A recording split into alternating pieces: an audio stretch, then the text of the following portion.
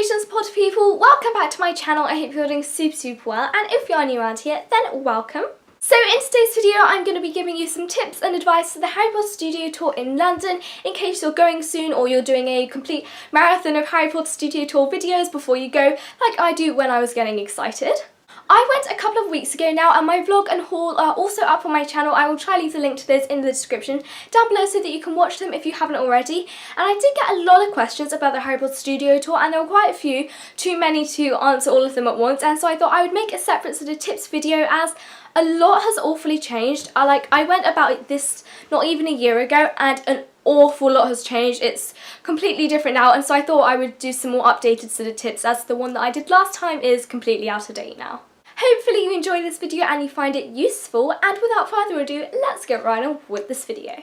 So I'm going to start off with the basics, booking your tickets. Now if you've already booked your tickets then you can just skip past this bit because I'm going to go from entirely booking the tickets to the end, but when you leave, the saddest part of the studio tour. So when you are booking your tickets, I would say book them off the official Harry Potter Studio Tour website. I will leave the link to that in the description down below.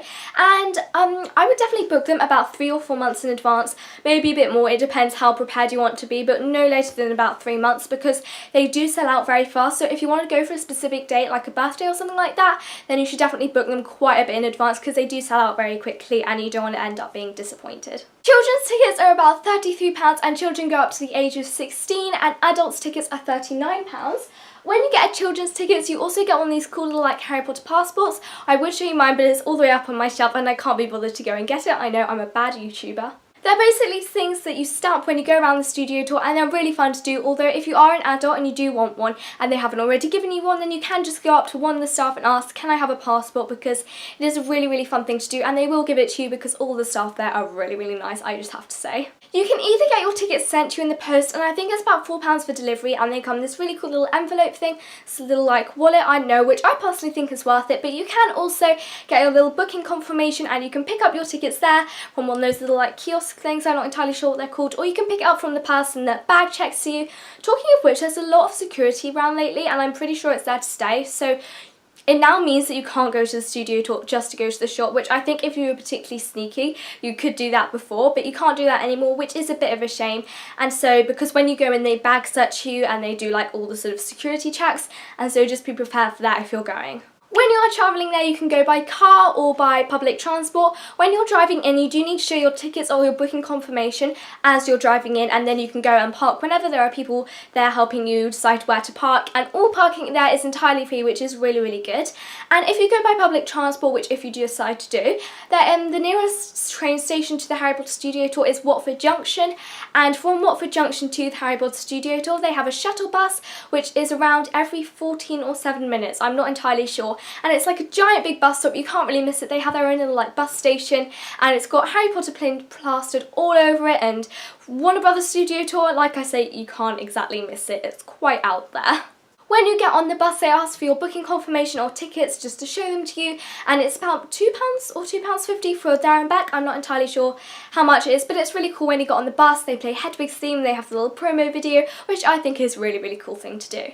At the studio tour now they have a lot of like scaffolding up, which you'll see if you watch my vlog. It's quite like, I'm not entirely sure what they're building there at the minute, but when you go in you used to be able to go directly into the building and they would bag search you there, but now they've sort of shut off that entire bit and you have to go through a little like temporary place where they bag search you, you can show your tickets and you can go in, and so then you have to go down this long tunnel and corridor until you get to the main building, which is a bit of a faff and it's a bit strange because I'm not entirely sure what they're building there, but I am excited to see if they add anything big or new or exciting. One of the most exciting things about the studio tour for me is personally the shop as an extreme merchandise collector. Now, the shopping situation at the Harry Potter Studio Tour is actually quite unusual because there's not just one shop, there's not just 2 shops, but there are 3 shops at the Harry Potter Studio Tour now. You have the Big Main Gift Shop, which has basically got almost everything, and that's where I do end up spending most of my money, and then you have the Forbidden Forest shop, which only has Forbidden Forest themed merchandise, and then you also have the Hogwarts Express shop, which only sells Hogwarts Express themed merchandise like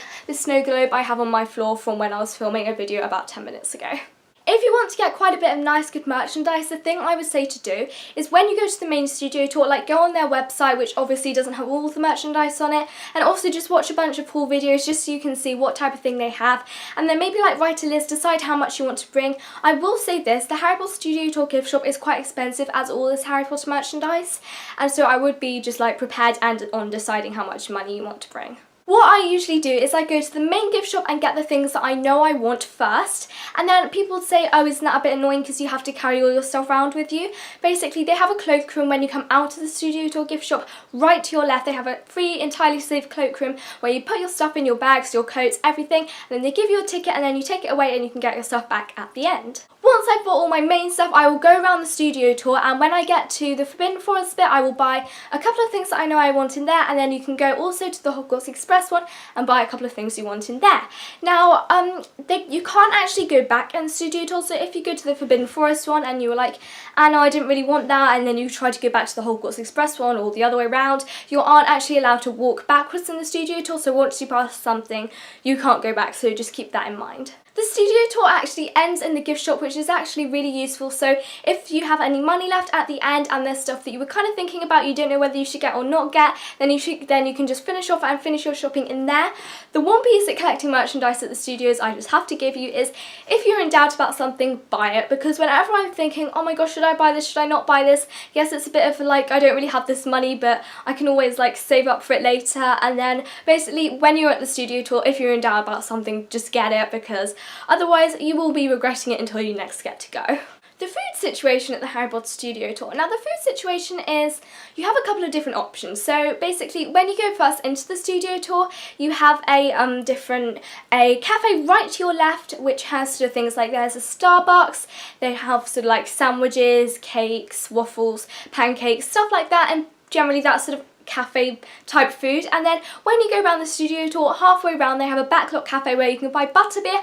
Butterbeer in the main souvenir tank card is $6.95, and so is the ice cream in the little souvenir dish, and then if you want to get it on a cone or just a plastic cup, then it's $3.95. Now butterbeer is one of those things where you either love it or you hate it. I personally hate butterbeer ice cream because it's basically just vanilla ice cream that's hollow with toffee sauce on it, and I don't like toffee sauce, but butterbeer ice cream in my opinion is really nice, but like I say, it's a bit like Marmite, you either love it or you hate it. Also in the backlot cafe they have generally sort of like hot dogs, macaroni cheese, I think they might do like burgers, generally overpriced fairground food, and it's quite expensive, so, but if you want you can just bring your own food with you. I'd say that's probably the easiest thing to do. You will have to carry it around with you, which is a bit of a shame, so you'll have to carry it around with you and then eat at the beginning or eat in the middle of the backlot cafe. You aren't allowed to eat or drink in the actual studio tour, you're not even allowed water, which is kind of weird because they sell water in the Forbidden Forest shop in the studio tour, which is a bit confusing, I don't know. So just warning you, that time you can only actually eat or drink when you get to the middle and you have like a break, and they have like the night bus outside and everything like that. The number one thing that I always get asked is about photo opportunities at the Harry Potter Studio Tour. There are a couple of different photo opportunities. Now, unofficial photo opportunities, you can take photos absolutely anywhere except the green screen room, because they have signs up there saying strictly prohibited, so I assume if you do take a photo or video there, you'd be in a bit of trouble. Yeah, so apart from the green screen area, you can take photos and videos absolutely anywhere, and they do have a couple of like actual photo opportunities that are like not the official ones where you have to pay for the photo. Basically there's, if I can put an overlay here, I will. Basically when I went to studios last time, they had sort of like, you could sit at the table and Hogwarts hut, and they were made like, you're bigger than everyone else, and it's a really fun thing to do. So there are a couple of unofficial photo opportunities like that. I'm aware I'm speaking really fast. And as well as that, you can just take photos in front of like the sets, the train, everything like that. And then for official photo opportunities, you have the ones at the green screen area and you have the ones at the Hogwarts Express. I had a lot of people asking me, what can you do, how much is the different photos, and where can you find them? Now I guess you people are worried about what if you miss the photo opportunity. They're not very hard to miss. When you turn around the corner to the Quidditch area, they have a giant area at the corner of the studio tour that's basically just green. Green screen, you can go get your photo of yourself on undesirable number 1 or wanted poster. You can do a group shot or an individual shot of that, and then you can take an individual video and photo of yourself on the broomstick. And then when you get to the Hogwarts Express area, there's a little place opposite the train at the end, which has basically carriages with a green screen back, and you can pretend to be like in the video like that, and you can take photos in there of regular one of you just smiling or one of you scared of the Dementor. Photos prices go from about, I think it's £14 for one photo, and then like 2 for 20, and there are various different deals like that. When you get the photos, they come in, I would get mine, but I'm not entirely sure where they are. Oh wait, they're down there, but I can't really be bothered to get them right now. I know, like I say, I'm a very bad YouTuber. They're really cool. They also come with this little like booklet with lots of information about how they did the sort of green screen and CGI things. Now we're moving on to my 3 general top tips. So the first one is dress up. Now a lot of people would say, oh, it's really embarrassing if you dress up, nobody else is going to be dressed up, but a lot of people actually end up dressing up, and it's a really fun thing to do. It makes your day just like that much more special. You can go in your robes, Harry Potter t-shirts, all that type of thing. I know I went with my friend and I made her wear my old Gryffindor robes because I'm a Ravenclaw, and she was like so embarrassed when we were driving to the studio, like, oh my gosh, I'm gonna look so stupid, but loads of people were in dress robes, and I just think it was a really fun thing to do, and it just makes your day that little bit more special. If it's your birthday, there are a couple of all cool little options for you. Basically, if you make it when you go to the studio tour, when you're getting like your bag searched and everything like that, if you make it obvious that it's your birthday, like you have a big birthday badge on, they all give you these little Harry Potter birthday badges which say Warner Brothers Studio Tour on them, and it makes such a difference having these. Like, all the staff are really nice to you. They're like, oh my gosh, happy birthday, and it's just, it makes everything like really special and really nice, and they're just cool little pieces of merch to have anyway. I have 2 of these now, and yeah, they're just really cool. This is sort of a spoiler tip, so if you don't really want spoilers, then just skip ahead a little bit of this bit. Basically, when you go into the studio tour, the big entrance, you go into like the screening room, and then you have the big thing, and then the screen lifts, and then you're in front of the Great Hall door, which is a really cool thing to do. And basically, when you go in, they ask like, is it anybody's birthday here? And then if it is your birthday, you go up front, they carry on talking for a bit, and then you get to open the doors to the Great Hall, the actual doors to the Great Hall, which is just, it's something that's really cool to do. And if it is your birthday, don't be shy, definitely do it. The first time I went when I was 8, I was a really anxious little girl then, and I didn't want to do it. I was too scared, and it was a really big disappointment.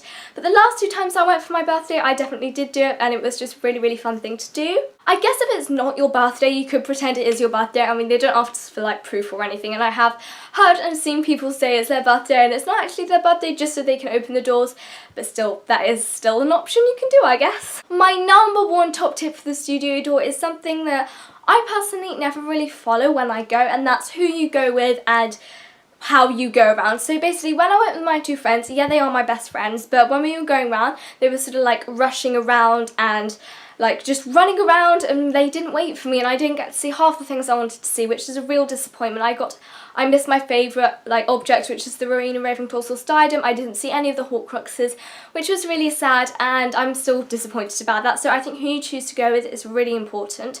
When you're going around, there's lots of different things. Like, I'd say roughly the studio tour takes about 3 or 4 hours. It can take an awful lot longer. I could be there like 24 hours every single day and not get bored of it, but basically when you're going around, it takes around 3 to 5 hours, I'd say. It would take a bit longer than 3 hours if you, I mean, that's just an average. That's the one they have on their website, and that's what I think as well. I think that's pretty accurate. But if you want to watch all the little clips they see, or like speak to all the staff, which is a great thing to do, like they have so much information that you don't get in any of these books or anything that you get about the behind the scenes.